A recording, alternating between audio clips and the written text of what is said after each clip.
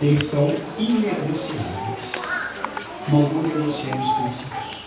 Aquilo que eu e você cremos, conforme diz a palavra de Deus, não pode mudar a nossa forma de pensar e agir no mundo lá fora.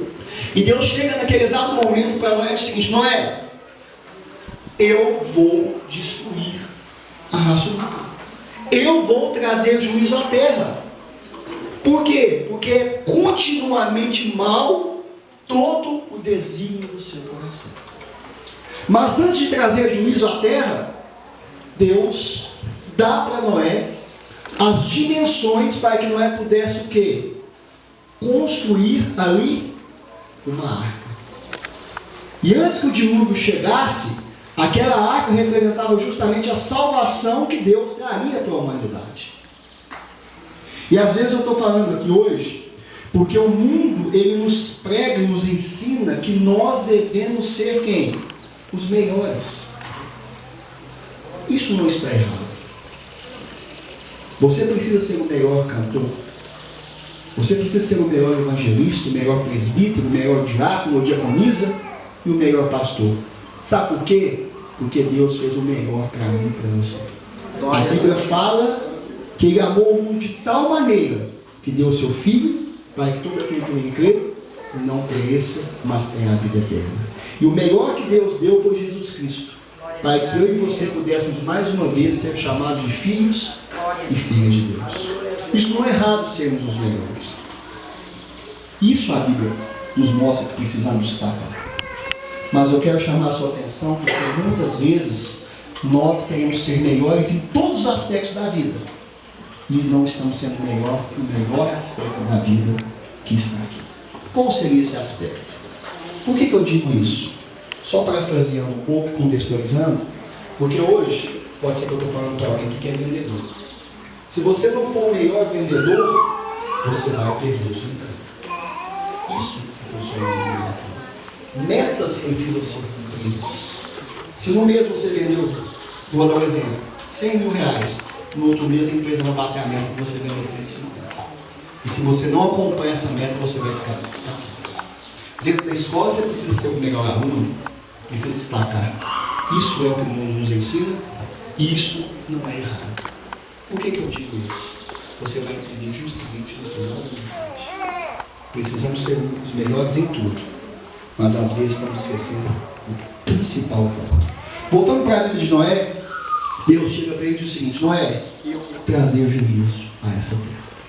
Porém, antes que eu traga juízo, eu preciso que você construa uma arca. E Deus deu para Noé as dimensões dessa arca. Quando você estuda a vida de Noé, quando você volta aqui no passado, pela história bíblica, naquela época ainda não havia chovido. Eles não entendiam o que era chuva. Apenas uma relva passava e regava a vegetação. E Noé de repente começa ali, naquela planície, a construir uma arca. Vocês já perceberam o quanto que o ser humano é movido pela curiosidade? Tem até um ditado popular que diz o seguinte, que é curiosidade. E eu imagino ali, eles ainda não tinham visto ainda um barco, um navio daquela dimensão. E Noé começa gradativamente a preparar, a fazer toda a estrutura para que aquela arca pudesse ser construída. E Noé começa a construir a arca. E as pessoas passam ali, movidas pela curiosidade, a sua atenção é despertada por aquele acontecimento novo, e chegam para Noé e perguntam: Noé, o que você está fazendo? E Noé pacientemente explica para todas aquelas pessoas: olha, Deus se arrependeu de ter feito nada. Deus vai trazer juízo a esta terra. E me pediu que eu construísse essa arca, porque Ele vai exterminar a terra através de quem? Do dilúvio. E as pessoas não conseguiam compreender aquilo. E falavam: como isso? Como assim, Noé? O que é dilúvio? O que é água? O que é chuva? A gente não consegue compreender isso. E mesmo assim, não conseguiam entender. Vocês já pararam para analisar durante quanto tempo Noé levou, desde o preparo até digamos assim, o ponto final da construção da arca? A Bíblia fala que foram 120 anos. 120 anos hoje ninguém mais vive do que isso, né? Porque Deus limitou, a própria Bíblia diz que após o dilúvio, Deus limitou o homem a viver 120 anos. E durante esses 120 anos, Noé viveu uma vida reta, temente e piedosa a Deus. Porque a Bíblia fala que Noé achou graça diante de Deus. Mas as pessoas passavam ali e viam Noé começar a construir a arca, e Noé advertia, e Noé dizia, e Noé falava: olha, arrependei-vos, Deus vai trazer juízo à água. Que isso? Que isso, Noé? Chuva, dilúvio. Noé, você deve estar surtado. Nunca choveu, nós nunca vimos isso. Mas a Bíblia diz, em Números capítulo 23, versículo 19, vocês podem acompanhar, que Deus, ele não é homem para que minta. Deus não é homem para que minta. E falou Deus que vai acontecer, aquilo vai acontecer, conforme diz a Bíblia. Estejamos nós preparados ou não, vai acontecer. O que cabe a nós cada dia mais é estudarmos minuciosamente a Bíblia e estarmos preparados. E passaram-se anos. Eu fico imaginando a história de Noé. Eu gosto muito de contextualizar, de voltar ao passado, de trazer aqui para a minha vida. E foram passando anos. Passaram 10, passaram 20 anos. E a cada ano que passava, aquela arca e o quê? Tomando forma. E às vezes, muitas vezes, a gente se depara com algumas pessoas que são zombadoras, que gostam de zombar da nossa fé. E muitos chegaram e falaram assim: ô Noé, olha para você ver, cara, já passou 20 anos, você está falando que Deus vai trazer juízo à terra, e nada. E passaram 10, passaram 20, passaram 30, e foram passando, até que se chegou ao final de quantos anos? 120 anos. E a arca estava pronta. E a arca estava pronta. E aqui diz o seguinte, que você lesse. Gênesis capítulo 7, versículo 1. Após passar esses 120 anos, tudo estava pronto. Disse o Senhor a Noé: entra na arca, tu e toda a tua casa, porque reconheço que tem sido justo diante de mim no meio dessa geração. No versículo 2: de todo animal limpo levarás contigo 7 pares, macho e fêmea, mas os animais imundos um par, macho e fêmea. Versículo 3: também das aves dos céus 7 pares, macho e fêmea, para se conservar a semente sobre a face da terra. Olha só para vocês verem, após os 120 anos, Deus chega para Noé e fala o seguinte: Noé, entra na arca. Mas antes que Noé entrasse na arca, ele precisava levar o quê? Os pares de cada animal. Você está achando que Noé foi para o habitat dos animais, para que os animais entrassem na arca? Como que você acha que esses animais foram para a arca? Às vezes a gente fala da história de Noé e aquilo passa muito desapercebido pela nossa mente, a riqueza dos detalhes que tem a vida de Noé. Não, os animais foram para a arca par a par, movidos pelo Espírito Santo. Saíram do seu habitat e foram direcionados par a par até a arca. E alguns estudiosos bíblicos dizem que no momento em que aqueles animais adentravam para a arca, aquilo despertou a atenção daquelas pessoas que tantas vezes passavam por ali, viam Noé construindo a arca, Noé falando que Deus ia trazer juízo, mas nada de sobrenatural acontecia. Mas você vê os animais andar para até a arca e entrar ali, isso é uma questão sobrenatural. Aleluia! e até as aves dos céus, a Bíblia diz, saíram do seu habitat e foram para onde? Para dentro da arca. Par a par, sucessivamente.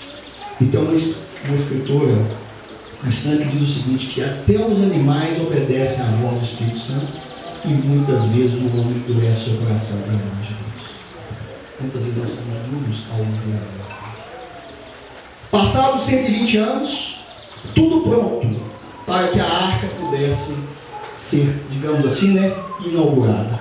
Porque quando nós fazemos uma obra, nós queremos inaugurar aquela obra. E você acha que ao finalizar aqueles 120 anos, já começou a chover de forma instantânea? A Bíblia diz aqui no capítulo 7, no versículo 6, porque daqui a 7 dias farei chover, desculpa gente, versículo 4, porque daqui a 7 dias farei chover sobre a terra durante 40 dias e 40 noites. Quando os animais estavam todos prontos dentro da arca, a chuva ainda não havia começado. Eu quero chamar a sua atenção para um ponto muito importante, que a arca ela tinha mais ou menos a dimensão de um estádio de futebol. Ela era grande, gigantesca. E quando os animais entram par a par na arca, Gênesis capítulo 7, versículo 1 diz que era o momento que Noé deveria entrar com a sua família. E como que a porta dessa arca foi fechada? Vocês já pararam para pensar? Uma porta maciça.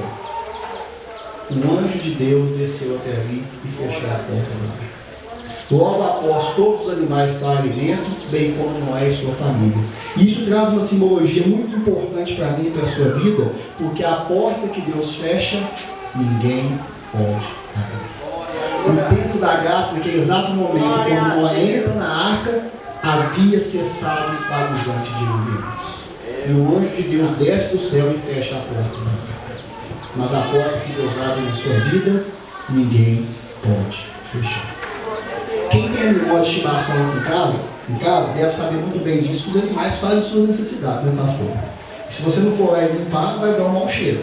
Eu tenho 3 cachorrinhos, vão trabalhar o dia inteiro limpando a necessidade dele. Agora imagine só para vocês verem a situação adversa que Noé passou. A Bíblia fala que foram 7 pares de todos os animais que existissem. E aqueles animais entram dentro da arca, a porta da arca é fechada e Noé fica enclausurado dentro de um zoológico. E interessante é que aquelas pessoas que sempre gostam de zombar da minha e da sua fé, eles não foram diferentes com Noé. Eles começaram a zombar de Noé. Quando Noé estava aí dentro da arca, alguns devem ter passado ali, batido na porta da arca e falaram assim: Noé, sai daí, Noé. Não perde o seu tempo não, Noé. Vem aqui para fora, porque aqui fora é que a coisa está boa. Você está aí dentro enclausurado. Batiam na porta, mas Noé estava o quê? Firme no seu propósito. 7 dias para que começasse a chover. Deixa eu contar uma coisa para você aqui. Deus, Ele trabalha com o ser humano no seu extremo. Sabe por quê? Porque quando nós somos levados ao nosso extremo, é que o nosso caráter é o quê? Você quer mostrar, entender quem é uma pessoa? Coloca a vida dela numa situação difícil. Toda provação que acontece e vem na minha e na sua vida, ela tem as digitais do Criador. Porque quando Deus nos prova, Ele quer tirar de nós o quê? O melhor. Mas Deus não tenta ninguém e nem pode ser tentado. A tentação já vem do inimigo. Mas quando nós somos provados é porque Deus quer tirar algo de bom de nós. Essa é a lógica da Bíblia. Vamos lá então. Após 7 dias, nós acabamos de falar aqui que Números 23, capítulo 19, diz que Deus é homem para quê? E se Deus falou que ia chover, ia chover. E naquele exato momento, o tempo começa a fechar. Nuvens densas começam a rodear e cobrir toda aquela região. E a água começa a cair. começa a cair. Aquelas pessoas começam a olhar uma para a outra no sentido de quê? Desespero. E agora, o que nós vamos fazer? Quando você analisa, que eu acabei de falar para você, que você precisa pegar as riquezas de detalhe da história de Noé, e isso é tão interessante que a ciência dá evidências claras que existia uma arca. A ciência dá evidência clara daquilo que Deus disse na Bíblia. Você está achando que quando começou a chover, foram essas chuvas simples igual nós temos aqui? Essas chuvas hoje, que hoje chove bem mais do que um tempo atrás? Não. Foi uma chuva muito mais complexa. Sabe por quê? Estudiosos bíblicos falam que as portas do céu, o quê? Foram abertas. Descia água como se fosse em forma de cachoeira.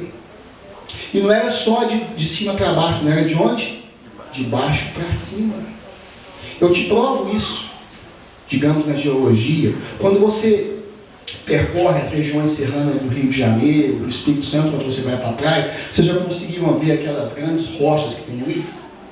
Estudiosos da época, aquelas rochas eram um magma, né, que existia na superfície da terra, que foi jogado para fora mediante o dilúvio, e logo após o dilúvio passar e as águas abaixar, aquilo esfriou e se formou quem? As rochas. Porque a Bíblia fala que quando Deus criou o mundo era plano. Então a Bíblia mostra, e a ciência comprova, que realmente houve o dilúvio. E começaram a abrir as comportas do céu, de cima para baixo, de baixo para cima. E aí pedras eram arremessadas e matavam aquelas pessoas de desespero, e eles começavam a bater na porta da arca, dizendo: Noé, deixa eu entrar, Noé. Noé, eu quero entrar. Começavam a apertar um ao outro, naquele desespero para poder entrar. Mas o que eu disse? Que a porta que Deus fecha, ninguém pode abrir. O tempo da graça, naquele exato momento, após passar os 120 anos, ele tinha o quê? Esgotado para os antediluvianos. E hoje, muitas vezes, nós começamos a brincar de ser cristãos, achar que existe tempo de graça infinito, mas não. Deus vai trazer juízo a essa terra. E esteja eu, você preparado ou não, Ele vai trazer. Porque existem promessas de Deus que são condicionais, mas tem umas que não são. Qual a promessa de Deus que é condicional? Que Ele vai trazer juízo. O próprio apóstolo Paulo diz que todos nós vamos comparecer perante o tribunal de Deus para prestar conta daquilo que nós fizemos. Estejamos nós preparados ou não. Essa é uma promessa condicional. Nós acabamos de cantar aqui e falamos que nós estamos aguardando o quê? Que Jesus volte. Jesus vai voltar, esteja eu preparado ou não, Ele vai voltar. A Bíblia mostra isso. Então nós não podemos brincar com Deus, porque nós estamos cada vez mais perto de um Deus que e naquele exato momento, não demorou muito para que toda a superfície da terra estivesse o quê? Coberta pela água. Gente, vocês já pararam para pensar que ali nós falamos de uma geração inteira? De uma geração inteira que se perdeu. É como se hoje todos nós estivéssemos o quê? Perdidos e fora da água. Uma geração inteira. Noé, durante 120 anos, advertiu aquele povo, pregou para aquele povo, mostrou para aquele povo que Deus ia trazer juízo, mas aquele povo era de tão dura serviço que aquele povo não aceitou. Se corromperam, perderam toda uma geração. Vocês estão lembrados que eu falei para você que hoje nós vivemos em um mundo que nos ensina e nos cobra para sermos quem? Os melhores. Analise um pouco agora a seu olhar, humanamente dizendo, para Noé. Para e pensa. Quando você analisa a vida de Noé, 120 anos, gente, pregando, falando, e quantos se converteram? Quantos? Ninguém. A Bíblia não fala. A Bíblia não dá vestígios, a Bíblia não mostra. A Bíblia fala que unicamente quem entrou na arca foi Noé e quem? A sua família. Uma geração inteira se perdeu. Uma geração inteira, pastor. É como se você hoje deixasse toda essa igreja se perder. Quando você olha para a vida de Noé, Noé foi o pior pregador da história bíblica. O pior. Gente, cara viver 120 anos falando que Deus vai trazer juízo e não conseguir converter uma pessoa, ele é um fracassado. Aos olhos humanos. Noé foi um fracassado aos olhos humanos. Deixa eu falar uma coisa para você. O mundo hoje prega, além de sermos os melhores, a questão do materialismo. Vocês já observaram que nós estamos focados no ter e não no ser. E muitas vezes nós estamos perdendo o quê? O foco. Você precisa ter. Porque se você ter, você vai ser o quê? Destacado. Não foque no ter. Foque a sua vida no ser. Ser um bom pai, ser uma boa mãe, ser um excelente cristão. É isso que nós precisamos ser focados. Em pessoas, não em coisas. Eu não estou dizendo que ter coisas é errado, mas eu estou dizendo que o foco do cristão deve estar onde? Em pessoas. Essa é a essência da vida da sua vida. Sabe por quê? Porque quando você pega a vida de Noé, Noé foi o mais fracassado pregador. Quando você compara Noé com Paulo no Novo Testamento, que já em contrapartida, Paulo foi o maior missionário que existiu, Noé não foi. Mas você acha que realmente Noé não foi? Que você abrisse a sua Bíblia. Hebreus capítulo 11. Antes de ler Hebreus capítulo 11, versículo 7, deixa eu fazer uma pergunta para você aqui. Nós sabemos muito bem que nós somos o quê? Peregrinos nessa terra. Não somos? Nós estamos aqui de passagem. A nossa casa não é aqui. Quantos aqui querem viver a eternidade ao lado de Deus? Levanta a mão. Glória a Deus. Que Deus seja louvado por isso. Deus seja louvado por isso. Deus tem toda uma eternidade para mim e para você. Por que eu perguntei isso? Quantos aqui são pais? Hebreus capítulo 11, versículo 7. Preste bem atenção nesse versículo. Ele muda toda a perspectiva para a vida de Noé. Pela fé, Noé, divinamente instruído acerca de acontecimentos que ainda não se viam, sendo temente a Deus, a minha versão diz aparelhou, outras versões vão dizer construiu ou fez, aparelhou uma arca para a salvação de quem? Da sua casa. Esse é o ponto mais importante desse sermão nesta manhã. Sabe por quê? Porque Noé deixou que uma geração inteira se perdesse. Porque ele quis? Não. Porque aquela geração não quis ouvir as advertências de Deus. Mas Noé salvou a sua família. Noé salvou os seus filhos. Então eu pergunto para você que é pai e mãe nesse momento, se você quer ir para o céu, e se o seu filho não estiver no céu, você vai ser um fracassado. Você não pode deixar que o seu filho se perca nessa caminhada cristã. Porque hoje, infelizmente, a realidade é essa. Muitos têm celular de última geração, muitos têm tablet e notebook, mas sequer as crianças têm contato com a Bíblia. E como que você quer que o seu filho chegue no céu se você não sequer tira tempo para poder orar com ele a cada dia? Como você quer ir para o céu com sua família, sendo que você não dedica tempo para ele? Deixa eu falar uma coisa aqui para você que é pai e que é mãe. Se você deixar o seu filho se perder, você é o pior pai e mãe que já existiu na história dessa terra. Noé não deixou que a sua família se perdesse. Sabe por que a família de Noé, quando chegou aos 120 anos, entrou na arca? Porque Noé era um homem íntegro, temente a Deus. E o exemplo de Noé fez com que os seus filhos fossem até ele. Pai e mãe, os seus filhos não vão fazer aquilo que você fala. Falar bonito até papagaio fala. Os seus filhos vão fazer aquilo que você faz. Viva bonito. Viva bonito, porque o seu testemunho vai falar muito mais alto do que as suas palavras. Então, se você almeja o céu, se você é o melhor pregador, se você é o melhor cantor, não tem problema quanto a isso. Mas seja o melhor pai e a melhor mãe para que os seus filhos estejam no céu com você. Porque a Bíblia diz que os nossos filhos são o quê? Herança do Senhor. E um dia, quando nós nos encontrarmos com Deus, Ele vai chegar para mim e vai falar assim: Eduardo, vai chegar para você e falar assim: onde estão os filhos que eu te dei? Qual foi o último dia que você parou para fazer o culto familiar com seu filho ou com a sua filha? Qual foi o último dia onde a Bíblia diz que Jó levantava de madrugada para orar pelos pecados dos seus filhos? Especialmente para aqueles que têm filhos que estão fora da igreja.